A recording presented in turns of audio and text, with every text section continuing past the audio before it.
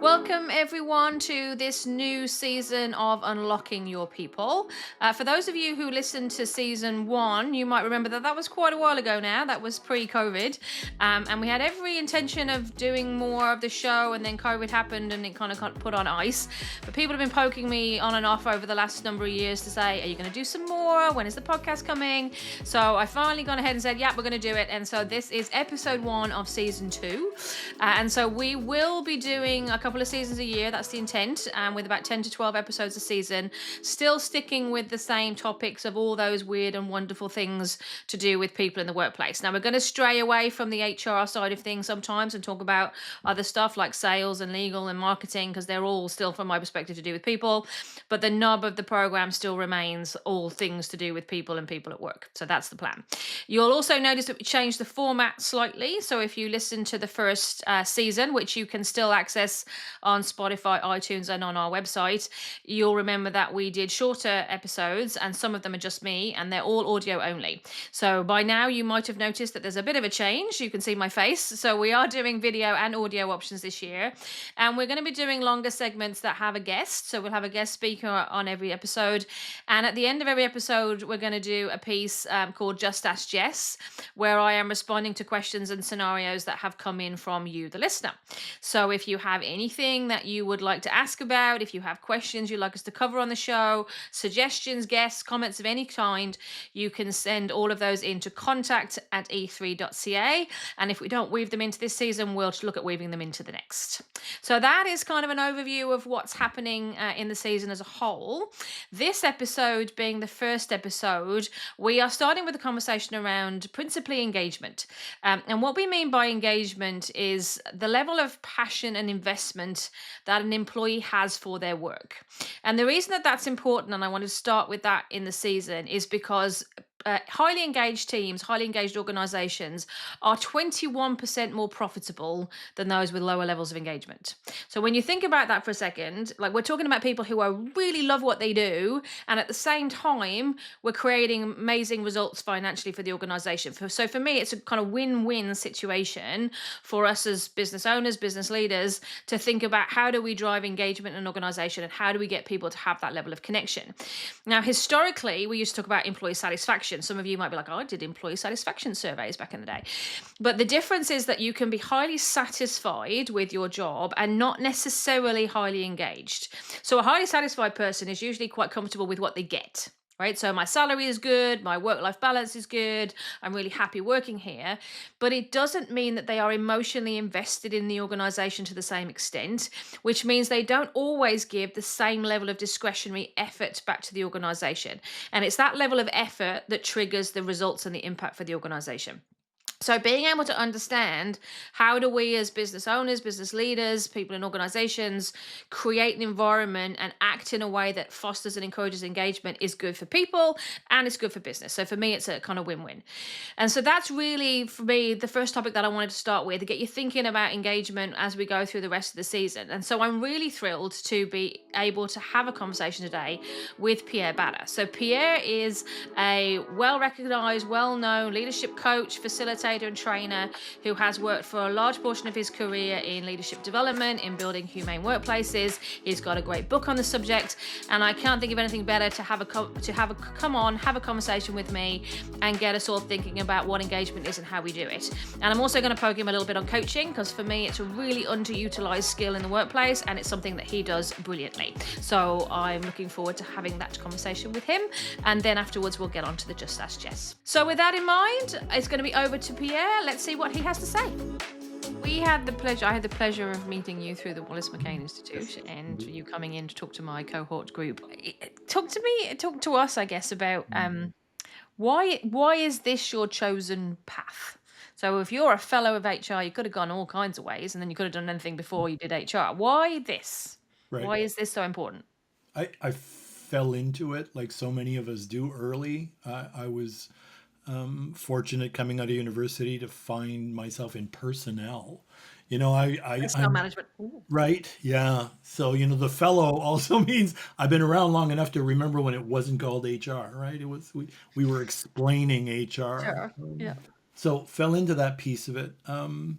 my dear mom would have told you from the jump that I was meant to be a teacher. So as I gravitated towards the human side of enterprise and business, and Mm. I found myself to be a university instructor as well as I'd done some schoolwork and so on. And then inevitably, the training part and the speaking part spoke to me, if I can put it that way.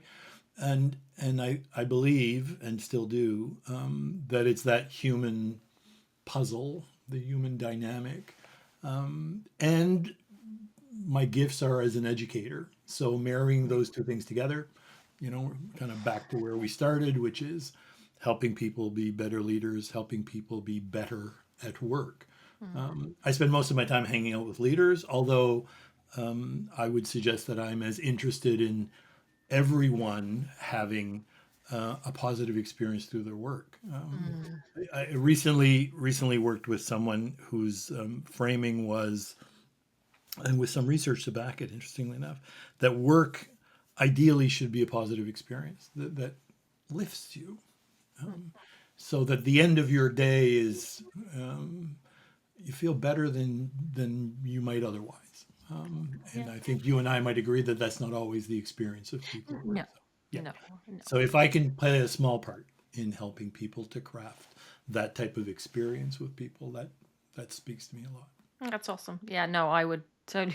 Sadly, I think that is the holy grail for most people to have a Mm. that one that speaks to them and allows them to leverage their strengths and do things that they're passionate about. But I think a lot of people end up in jobs that are economically viable or the Yeah. position that they can get and so on. But I do think I agree. I think there's ways we could tweak what we do to get people a little bit closer to that, even if we couldn't get them feeling uplifted at the end of the day. So let's start with it not being awful. Yes. Yeah, yeah. Let's like keep the bar somewhere reasonable, I Like think I have modest objectives for the work, right? Like if you can create workplaces that are not awful and that people ultimately can end up making a better contribution. choice, yes, and better choices too. Yeah.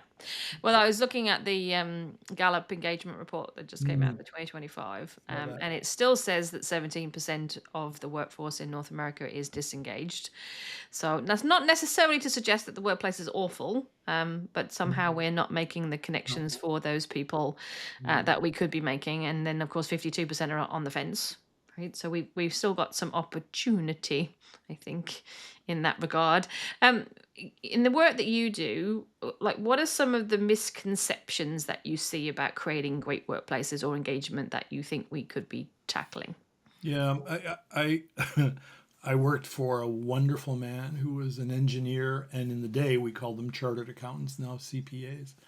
And we were, it was starting, and there was a few hundred folks, but we didn't have anything of note in terms of policies and what we would call the kind of the requisite things to have in order to attract and retain people. Yeah.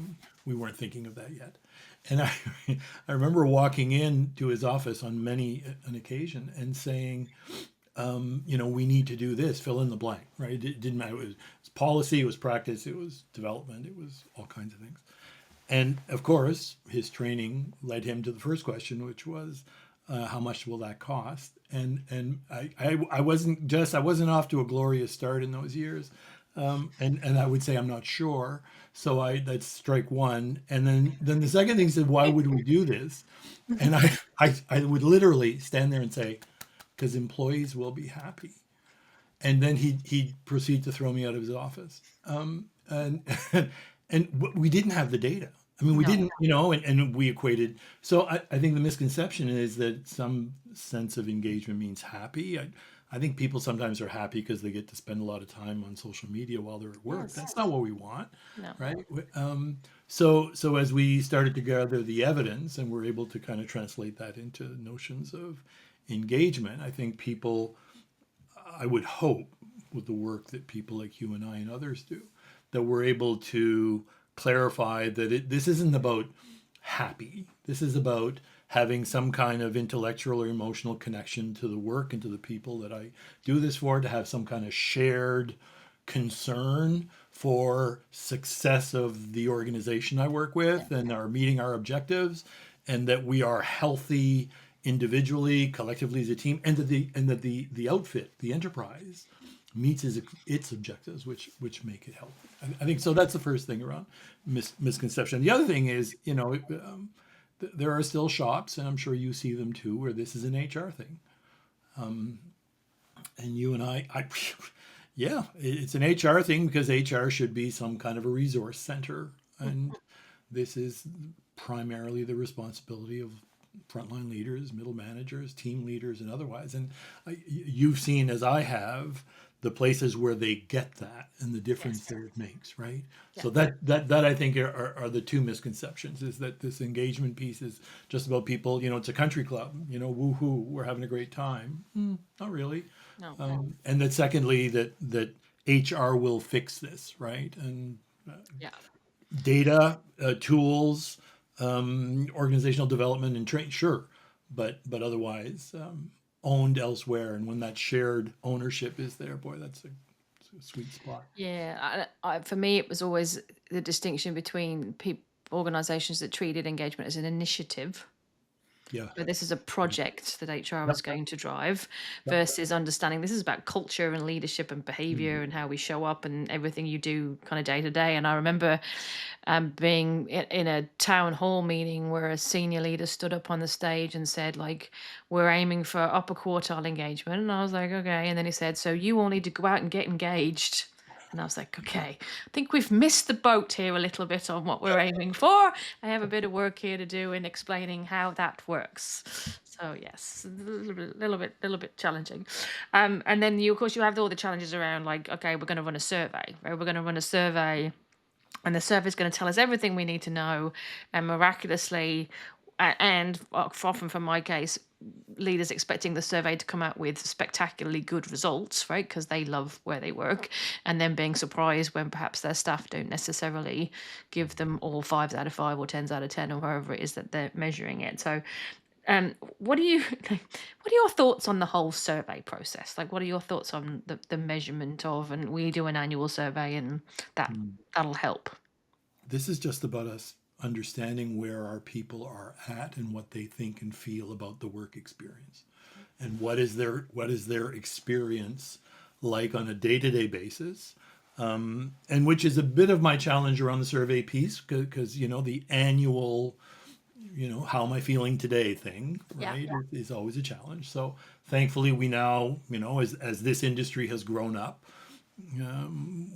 we now have the mechanisms and the tools, and the fact that we have supercomputers in our pockets, we're able to tap into those things and get the data that we need, especially with organizations that are larger, that really give us a better picture than the snapshot of climate or culture on that given day once a year, Mm. once a month. So I'm an absolute fan of measuring and checking in and doing that stuff, but I think there's a myriad of ways that we can do that. I think if only, I say this to leaders and managers all the time, if only that it signals to the world that it matters, then you should do this work. Yeah. What gets measured gets managed. Yes. Yes. And to your point a while ago, that you then make some comment on what you heard and saw, and ideally that you make some commitment around how things can be different or better. Mm. And whether you use an abacus to do that or a very sophisticated, I don't think it much matters. But I think it's that commitment and that engagement that really makes the difference. Yeah. How do you so obviously you're in the coaching space. One of the Mhm. things you do is coach Mhm. people. Mhm. Um and for me that's very much that commitment piece can be the challenge. So organizations can have the best of intentions in terms of some mechanism for measuring engagement, some plan to go drive change, and then get caught back in the running day to day, head Yeah. down. Yeah. I've got to get this out the door, that out the door. What are some of the ways that you think organizations can drive substantive change? So rather than just, yes, we did the survey and here's the playback, which I think is a good start, but actually embed change in the organization. Yeah. At a bunch of levels, right? Or Yes. organizationally, there's some outfits that are really good at projects. And so if you need to think of this as an annual project with a beginning, a middle, and an end, and that works for you because you're doing 178 other projects and that's the world you're in, then call it a project, an annual project. And if that works and that drives, then do it, right? Yeah. If you're more defined at the team level, for example, by the kind of practices and habits, which I think are where oftentimes things really happen, Mm. then equip those leaders with what they need. And then bring leaders and managers to understand that things as simple as a weekly check in with people, where you're actively creating a container as part of the artifacts of culture in your organization that says, I need to have this one to one with this individual every 5 to 10 days. And we are going to sort through the important things that we need to do that will ultimately drive that their experience is going to be better. So if that's a better play, then do that, right? Yeah. And at the individual level, I think there are some leaders and managers, aspiring, emerging, and very experienced leaders and managers for whom this is a very personal kind of a thing, right? It's they take a personal pride in their group and my team, my team, Mm. my group, and if that's the button that needs to be pushed, and creating some kind of accountability for what my collective group delivers in terms of results, what it's like to work here, then do that. I don't think there's a single path to drive change, but I think it needs to happen probably at those three levels organizationally, at the very team level, and then at the individual level. And I, I think go with what works where you work. Most. Yeah. Yeah, Yeah, you yeah. know, It's what you aligns know, to the culture that you have. And yeah. I did have I had a group session a couple of weeks back with a relatively senior leadership group in a relatively well-known organization. And they were doing yeah, I totally get it, Jess, but like it's so much time. And I said, well, then that's because you're doing this as more. Right? This is not about doing more. This is Right, about changing how you do what you do. right, right, Do all the same things you're doing, just think about how you're doing them. Not like if you're thinking, oh, I gotta now have a meeting about engagement. No, you don't. Right. But how do we do these things? How are you actually listening when you have conversations with people? How much space are you creating for the team to talk to you? Like when you have right. meetings, who's running the meeting? Like just think about the smaller tweaks. And I think sometimes folks think about this as like it's because it's an initiative, right? It's come top down. Someone said we got to do engagement. Oh, now there's more, but it doesn't necessarily have to be Yeah. more. Yeah. But you've worked with people for whom the people thing is a side of the desk experience as a leader and a manager, right? I mean, so let's start there. No, this is what you do. This is supposed to be the job. This is supposed to be the job. That's right. The Yes. the other the other stuff is kind of not that it's side of desk, but right. So and we've both had the pleasure of working with people who get that, right? They get that. Yeah. So The so this challenge of is the doing leader, though, too, right? It's the challenge of oh yeah. how much people have to do today, and there are no leadership jobs that are not doing leaders anymore, right? So, I had this lovely conversation. I work with in a number of settings with cohorts. So I drop into these people's lives once a month for a year for a variety of hours or days. And we were talking about change, just talking about leading change versus managing change and the role of leaders and managers in that regard. And one of the managers, I thought this was so cool. He said, we're talking about resistance to change, what makes it difficult, and so on and so forth. And he said, it's more work. And in some ways, it hadn't occurred to us that one of the major points of resistance around leading and managing change was just people saying it's just more work. So when we show up with our engagement project, we're excited about all this work. Yeah, I think let's begin by understanding this. No, this is integral to your role. And I think if there's an organizational value around the importance of this sphere, then all of a sudden my role as a leader manager is completely different, right?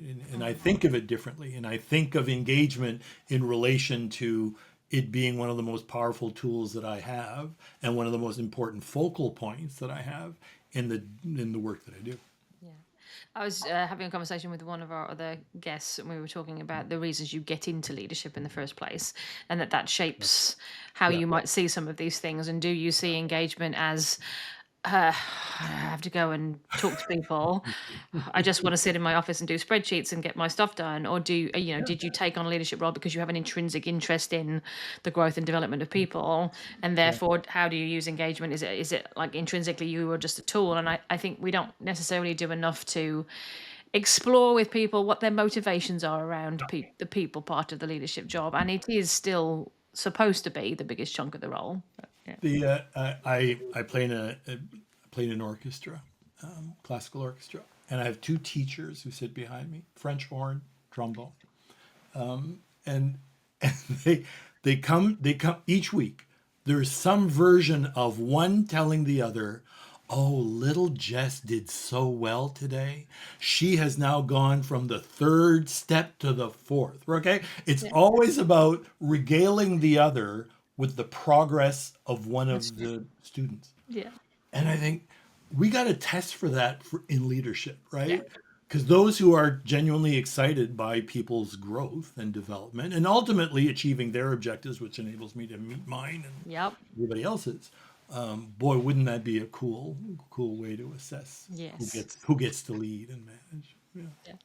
Yeah. Too challenging perhaps to figure out how we do some of that. I mean, that human side of leadership is one of the things I wanted to talk to you about. So obviously you have the word written out behind you in capital letters, and you have written books on the subject of Mm. humanity at work.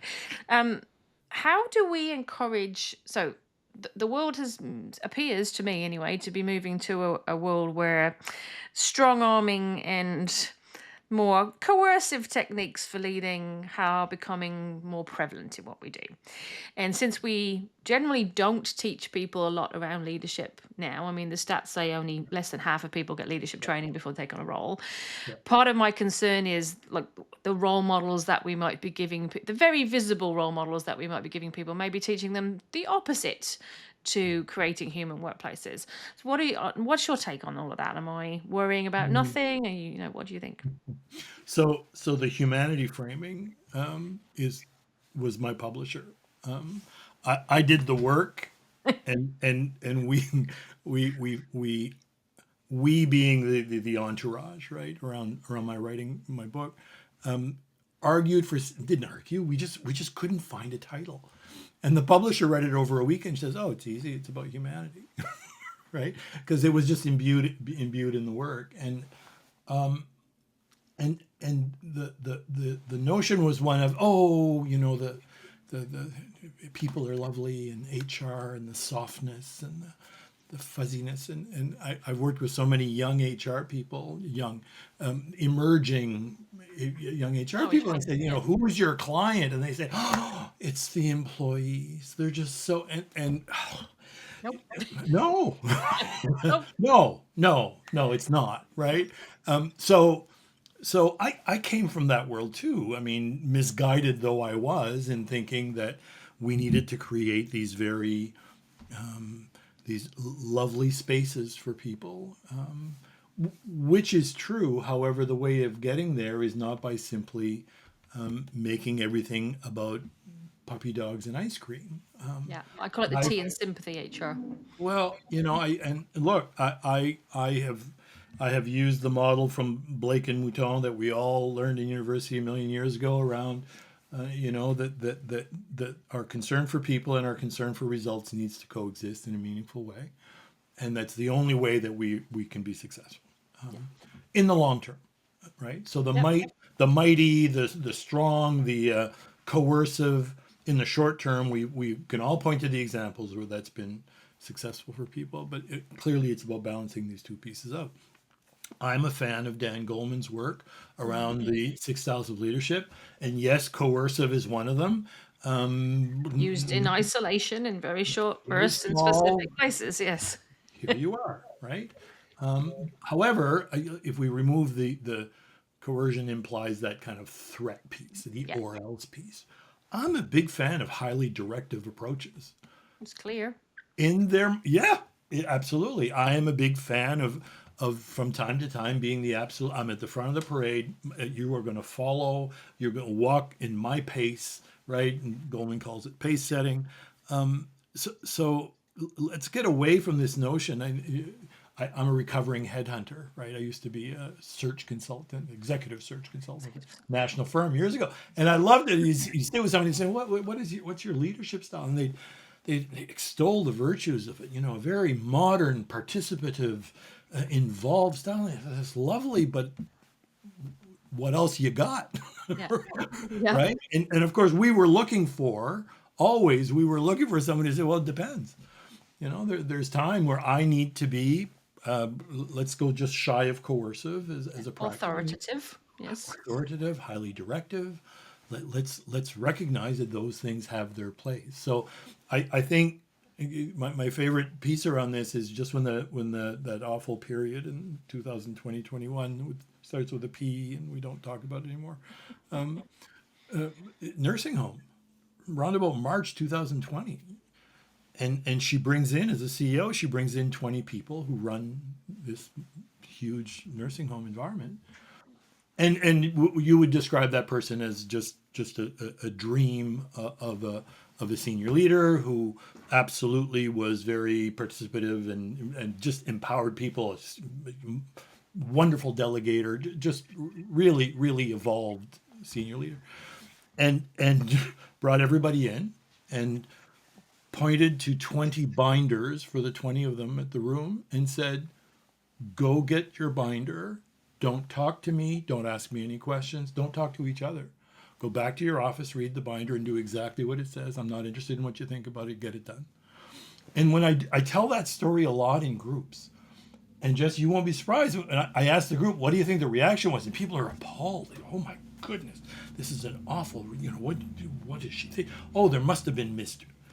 And you can guess what the reaction in the room was, because this person had built up this Trust. phenomenal, and from time to time had resorted to approaches that were somewhat draconian and one way and very highly directive and authoritative. They all got up, they went to get their binders, and they went to work. And people are surprised and say, well, no, I mean, we need to have this collection of approaches. And yes, I'm going to advocate for the fact that some of that needs to be quite human and it needs to be very human-centered. But the framework around this is that we have to be as concerned about strategy. We need to be as concerned about our leadership and management chops as we do about the wellness and the well-being of our people. Are they thriving? Are they well? Are they growing? And all those kind of, are we using their strengths? All of those good things, but it needs to coexist. Yeah, and for me, I think that I would say that the use of those times when you need to go highly directive is dependent on the relationship you've built with the people and the trust that you have, right? If you've started from a place of human leadership and you demonstrate genuine care, then when you turn around and say, no arguments, no conversation, I just want you to go do X, they go, okay, versus, Lord, what's Jess getting us into now, and what ridiculousness is she coming up with this time, and where is she going with that? So yeah, it's just the styles piece is interesting, because asking people to kind of self-diagnose is often not necessarily realistic in where they choose themselves to be, right? Yeah. So I do think the tools around getting people to provide you actual feedback on your style and how you think you come across is super helpful. Yeah. Yeah. Yeah. And of course, in that model, one of the styles is the coaching style. Yeah. And links with authoritative, right? The idea that you paint the vision of where you're going and then you coach people to unlock their potential, and you are, of course, a coach. I often say that I feel like coaching is one of the most underutilized skills in a leader's toolkit. We don't get people to do enough coaching. So how do you foster, like, you are a coach, so obviously going in and coaching people is one thing, but how do you encourage people to kind of put their coaching hat on when you're thinking about leadership style? I'm so glad you want to talk about this. I do this lovely work with some of these cohorts with a colleague, Dr. Tammy Carroll. She is an organizational psychologist by training, and she believes that the ultimate way to bring about change is through coaching with leaders and managers. She has a coaching practice. She's certified and all those good things. And so we work with cohorts together, and we've brought to these good folks this notion of coaching. And I'm talking pure coaching, right? Not mentoring, not advisory, not any of that kind of stuff. And the managers inevitably they look at it and say, why are we doing this? You know, Just give them like the people, answer. It's faster. yeah, Let me just give them the when answer. people come to my office, they want an answer. Yeah. And of course, we say, well, of course, but not always, and doesn't mean you should give it to them, right? I love, is it Bungay Stainer, right? Who says coaching as a manager simply means just delay. Yeah. Would you just Yes. hold off? Ask a few questions before you give them the Right, answer. Yes. right.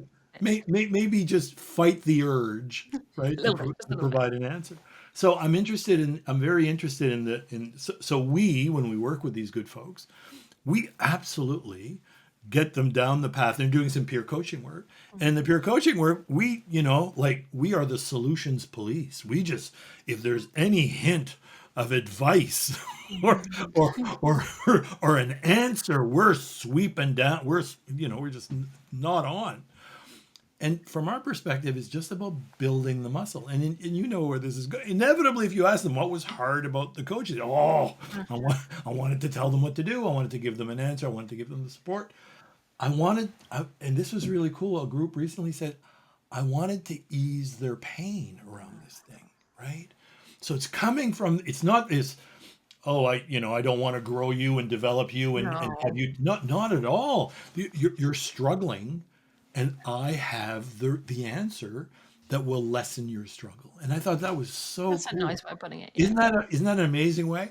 Um, I'm not sure so it's always that though, just to be clear. I'm oh, not sure. let's be very clear. We said for what 16% of the time, good for you. The rest of it, that's a cop out. So for me, and I've been very curious and interested in about manager as coach, right, and how that differs from the pure coach, where Yeah. you have the answer. I'm just gonna ask you the good question, so you will self discover and all that kind of stuff. So this kind of hybrid, this practical hybrid of mentor coach as a manager, right? Of mentor coach problem solver, because that's where I think most people struggle. Yeah. It's like the person runs in the office, go, oh yay, I can help you solve a problem, and I know a shortcut. I know how to get us there. I have a vested interest as manager as us getting there probably in the most cost effective, more timely fashion. And I think our work is really about saying, yes, sometimes that should be the motivation.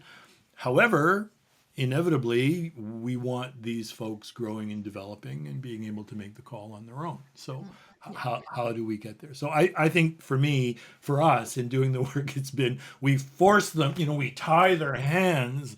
Do not provide anything that feels like an answer. And then when they're released from these shackles, They go straight um, to yeah, yeah. We had, in fact, we did one session recently where we called it a festival of solutions, where where you as the manager don't ask any questions. So as far the other way, right, from Yeah. coaching as you could probably just give them the answer. Don't You could be giving them the answer to the wrong problem as Doesn't far as matter. me. Keep going. Just go with it, because that's the other piece, right? Yeah. The coaching approach would suggest that you're probably going to help them, the other person, diagnose what the real problem is, Yeah. and maybe not the problem they thought it was, right? So Yes. there's the Yes. value in all. So anyway, that's a long, very long-winded answer to say, I think if you can just delay, just hold off and recognize there are some situations where, quite frankly, I need to put my teacher hat on, my grower and developer of these people hat on, and I think the coaching approach probably serves that the best. Yeah. I sometimes come across, so I actually had a conversation this morning with somebody who was in the, but I want to take away their pain Yeah, end of things. yeah, And it was yeah, quite interesting because what we ended up talking about was the fact that at the moment, finding people is hard. And I was like, right. So if you just wind that forwards a little bit, if you're not giving people the space to come up with their ideas themselves, use their own judgment, and you can't keep hiring, then when Bob, who's your middle manager, gets promoted, you got nowhere to go. And that sort of resonated to her. But then she said, but it takes a really long time to coach. And I was like, do you mean it takes a long time to do the coaching, or it takes a long time for coaching to have an effect on somebody's like behavior? And she said, well, I meant the first one. I said, well, I think you can coach somebody in 4 minutes or less. right? I think if you're asking good questions, you can. But she had this picture of the sit Right. down Yeah, executive yeah, coach. I've yeah, got to coach yeah, somebody for yeah, an yeah, hour and ask them questions and everything else. I said, I yeah, don't think that's actually yeah. accurate. But I don't know that we necessarily, I think a lot of people are familiar with the idea of the executive coach model where I'm going to have that set Right. aside hour, hour and a Yeah, half, not the manager coach that you're talking about where I'm yeah, flipping in and out yeah, of the skill sets yeah, involved. yeah, Yeah. yeah, and I think there's a the sports model of the cheerleader, I believe in you, you can do, and all of that piece that has a place as well, right? We've done much more work, much more evidence-based work. When I say the we, I mean the greater we, around coaching in the executive Yes. coaching to make a difference, than we have as the manager as Coach. coach, Yeah. right? And I'm fascinated where some of that work is going, and how you can literally, back to Goleman's 6 styles, or recognizing that you know, it's the employee runs into your space and you say, and they present you with the thing, and I have visions of managers going, wait a minute, and they open a drawer, right? Okay, which one of my tools will I use, right? Yeah. But that's kind of what we want. That's kind of what It's we the want. beginning. Yeah. Yeah, yeah, Yeah. is this an appropriate setting for me to be directive? Should I Yes. be playing coach? Yeah. Should I be right? Should I absolutely not be making this decision? And What hat do I put on for this yeah, conversation, right? yeah, And I had a similar conversation because I would used to, when I had the team kind of right in front of me and they would come into my office, I would sometimes say, like, what hat do you want me to wear for this conversation? Is this a you want me to make the mm, decision? Is this a you want mm, me to coach you? Is this a you like to mm, hear my past experiences or my insights? What do you want from me? Do you want to just rant about something and leave? Like, what is it you are looking for from this particular conversation? But I think with the manager coach piece, because we feel like we are paid to solve the problem, that becomes the primary hat we wear of course, all the time, right? of And course. if you can just get people to have that moment of, hang on, do I need to wear that hat or should I put a Yeah. different hat on? What does that look like? Yeah. I love the idea. This is just as you're sharing this with me. I love the idea of making my open the drawer, check my toolbox, Yeah. right? But that's a very I think of that as something that happens in a matter of seconds in between your ears. I love the idea of speaking as you did, right? And absolutely involving the individual in what do you need from me at this stage, Yeah. right? What do you want from me now? I mean, What I what do used I? to also wear things around my neck. So like I'd have all the frameworks around my neck on my lanyard with add my passkey on it. So if I needed to have a feedback conversation when I was in my 20s, I'd like take my lanyards off and put the card on the table and had the framework in front of me. And people used to ask, "What have you got?" And I'm like, "Well, this is my. You want me to practice a muscle? This is the weight I'm lifting to Yeah, practice using the muscle. yeah. And now I don't need the card anymore, or hope I don't need the card anymore." Yeah, Yeah. I worked I did some work in the resource sector, and it was in mining, and in a small community, and it was incredible to me how everybody was related in the workforce. And as a purist HR person, right? It's, how do you how your brother-in-law, and people managing relations, it was awful. And I met this young supervisor, and she was phenomenal. And she had hats, she had neon, right? Yeah. And one said supervisor on it. And when her brother-in-law would come into the office, she would reach for the hat. She'd put her supervisor hat on, and she'd say, "This is Or I me." think there's a lot of family business owners that need a set of hats. Oh Like, man, it which was hat so am I powerful. wearing And I today? mean, right? And she'd frame it, right? We are not, we're not going to talk about the family reunion, and I'm going to be doing my job now Yeah. in having this exchange with you. So I just love that idea of signaling clarity, right? Yes. Yeah, We had a similar conversation. So I work with my husband. My husband is part of my company, and okay. very occasionally one of us goes, "So is this a Mike to Jess conversation, or is this a like employee to boss conversation? Like, what is the framing of this conversation?" Because I will respond differently if you're talking to me over a beer than if you're talking to me as the person that owns the company, right? It's not always clear cut. It's not always a clear No. cut thing. So I think there is, from my perspective, fairly significant investment in leadership development and coaching at senior levels. Like once you are sitting at an executive level table, there's a recognition that the role is hard, that we need Mm, often outside input, a place for self-awareness conversations, someone to hold a mirror up, all of those things. But we don't seem to necessarily extend it as far down the organization. And I think that sometimes the transition from individual contributor to frontline leader, I mean, and that is supposed to be the second most hardest transition after CEO. But we don't seem to employ the same approaches at that level. So what's your thoughts on how do we foster more thinking of that there? Yeah, I do this quick survey with folks. So on Tuesday of next week, I'll have 16 middle and frontline managers in a room, and the slide says something like, you know, what has prepared me the most for leading and managing in my current role is, and Mhm. one was doing a good job at my last thing, right? Yeah. Two is the coaching and mentoring I receive. Three is the formal training. Four is self study. And as you would know, when I ask them, well, what's the answer to what you need? And it's a trick question because it's the all of the above, which isn't on the slide. So I've struggled with how do we make this meaningful. The experience I've had with senior leaders is I've played the do you remember when you made the move? Mm, Now, sadly, you and I cannot always be in the room yeah.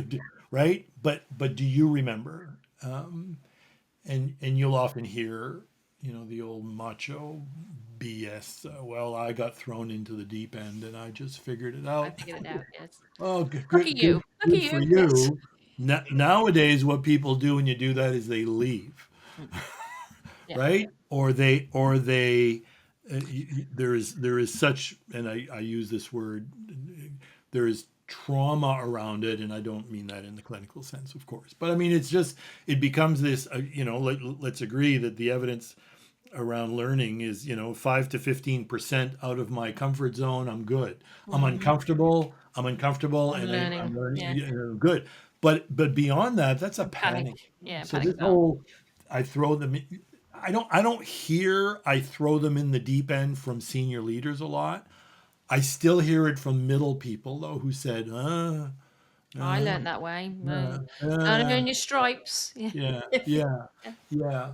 So I don't know what the answer is here. Mm, I still struggle with it. But I think one of the pieces for me has always been what happened when you had to figure it out. And the response I often get is, it took me longer to be effective. yeah. And I was battered and bruised a lot, so got there. So what would it take so that people would not be as battered and bruised, would be effective quicker, the learning curve is better, and quite frankly, they do less damage, right? I mean, Well, they yeah. to That. themselves, to others, to the environment, and you're performing at a higher level sooner. So that argument seems to have played with some senior leaders, right? The notion that, oh, right, if we invest in this, we'll get them there Make it sooner and sooner. with less, right, with Yeah. less damage and baggage and so on. Well, and in today's world, I mean, that's not to say the challenges weren't always there, but all the statistics tell us that people are struggling with work-life balance challenges and more complex issues today, mental health challenges. So, Yeah, it's not as simple as I got to figure out how to tell someone that the clothes that they're wearing aren't appropriate. I mean, that's an unpleasant conversation, but it's nowhere near as challenging as someone has a medical issue or a mental health issue. How do I have that conversation with somebody? And that's becoming more prevalent. So, for me, if we don't equip our frontline leaders with those skills, they are going to do damage, right? And then they're going to be traumatized themselves and never want to take on those roles again. So, yeah, yeah, yeah, yeah. I think at the end of the day, and I believe there's a part of this too. I think individual contributors moving into the roles need to be to some extent demanding of the type of support that, because out of sheer benevolence, I don't know that I mean, thoughtful senior leaders will absolutely will twig to the fact that they need to be making this type of investment, mhm, and will support them in all the ways they need to support them.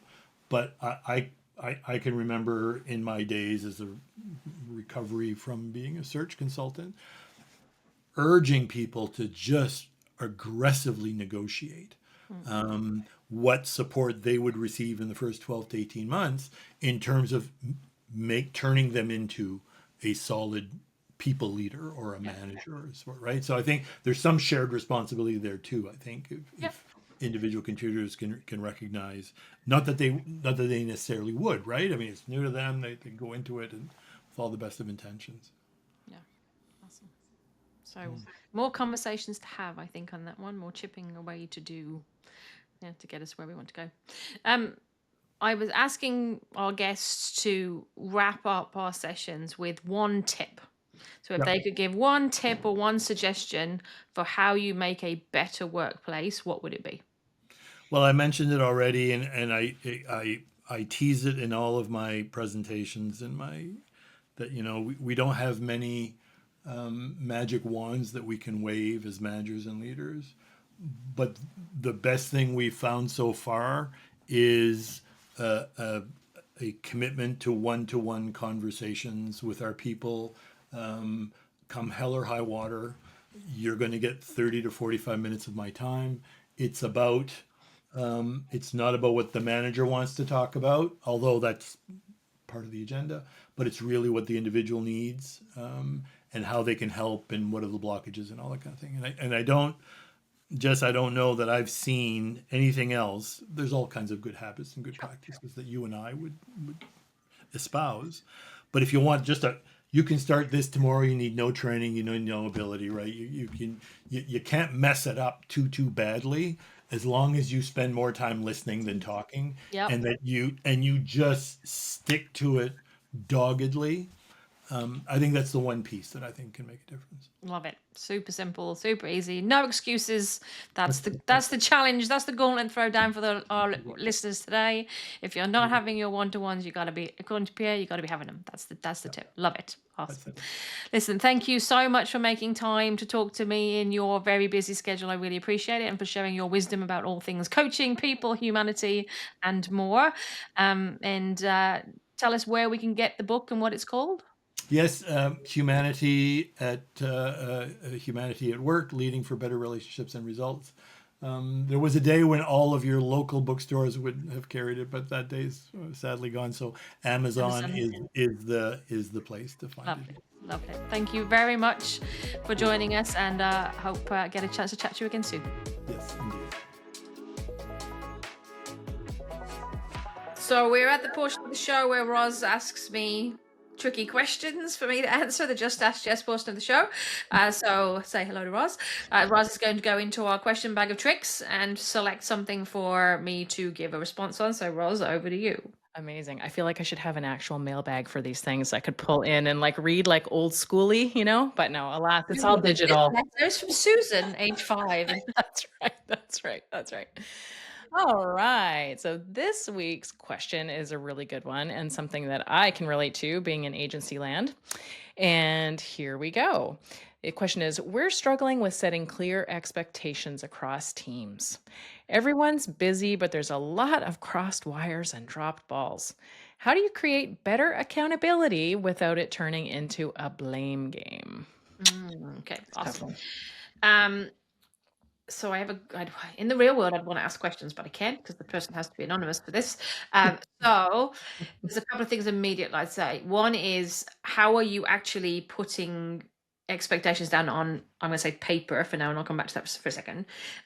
Too much gets lost in translation. So whether you write goals, you have KPIs or like key performance indicators, which are metrics, or OKRs, which are also metrics, all the world of acronyms in business.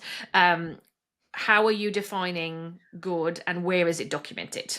Right. So that's the first thing. And then the second thing is, if you're working cross teams and that's causing the hiccup. So I don't know if the hiccup is we don't understand the objective, or the objective is different by different teams, then the method has to be visible across teams. So whether it's documented in something like Slack or Teams, if you use that kind of software, or you just stick it on a whiteboard on the wall in the office, if you're all in the same place, everybody needs to see the same thing to understand the same kind of perspective. And that's true for, I'm assuming based on what I heard in the example, that this is about delivery of projects or work or tasks. So those things will be clearer. And then make sure you're really clear on defining ownership. So whenever you've documented who is doing that piece, and if you need to break it down because more than one person's doing it, break it down because more than one person's doing it. That can feel like, really, we've got to do a lot of work to do that. You do, but it'll save you time on the back end because you're dealing with messes now that you've got to fix. So there's software for things like that, like forecasting software if you need to do that, even creating channels in Slack, whatever software you use, just an Excel spreadsheet, anything that will allow you to visibly document what the goal is, who is responsible for it, the deadline that needs to be done, and sharing it across multiple teams will help create some of that transparency. That, however, only builds kind of knowledge and awareness. So my second point is, what are your mechanisms for discussing progress across those teams? So if we're relying on a tool you have to pull from, right? You're relying to people going to that tool to pull the information. Somebody somewhere's going to miss it. So do you have a cross-team project meeting? Do you have some kind of huddle every day or every week, whatever cadence makes sense, just to clarify those things? Also really important because we're much nicer to each other when we have to look at each other. So if you've got teams who are working separately and they don't have to talk to each other, then they'll start complaining about the other team. If they actually have to spend time together, there's much less of that goes on, and I will be nicer to you when I have to look at you and talk to you about an issue than I would be if I get on social media or my Slack channel, which we've all seen. So those two things would be my initial kind of comments. That is slightly different to behavior. So if your expectation setting is around people showing up differently, that is different to task delivery. I'm guessing from the scenario, this was around task delivery or kind of project work. But behaviors can also be an area you need to set clear expectations, because if you don't, people will assume that their definition of good is the organization's definition of good, right? Which is not always the case. That's where things like values come in. So people do create values for organizations and tend to kind of stick them on the wall and ignore them. But a good set of values should show up in your hiring process, right? Does someone fit with your values as an organization? That is not the same as not hiring for diversity, but we want people who have the same intrinsic view of what we're trying to do and the same attachment to purpose. So it should show up there. It should show up in how you do performance management. Like if you're not adhering to the values, then that should be feedback that you're getting. It should show up in exit interviews, like was there an issue with the values that you were seeing people espouse in the organization? And we should be giving people regular feedback on how they're showing up against those things. That won't solve every behavioral hiccup you'll get in an organization, but it does make a big difference to people having train tracks about what's important in an organization. So that would be my top line kind of 2 comments. Amazing. And is there anywhere people can go to find out more information about accountability across teams, drop balls, that kind of thing? So we have a self-serve program called Excel, which is an online program where you do a module that is essentially me presenting, and you do interactive activities, and there's like case study all the way through it. That's all about the different aspects of managing performance. So there's a bit on handling different types of team members, there's setting goals and expectations, there's giving feedback and having accountability conversations, there's what do you do if you have a performance review. All that's in the one course, and you can buy that online and start it anytime you like. You have access for a whole year, so you can go back and redo the modules anytime you want. Amazing. And I'll put the link to that in the show notes. Awesome. Thanks, Jess. So that's it for today's show. I hope you enjoyed our conversation with Pierre, and maybe the scenarios that we talked about under Just Ask Jess were relevant for you.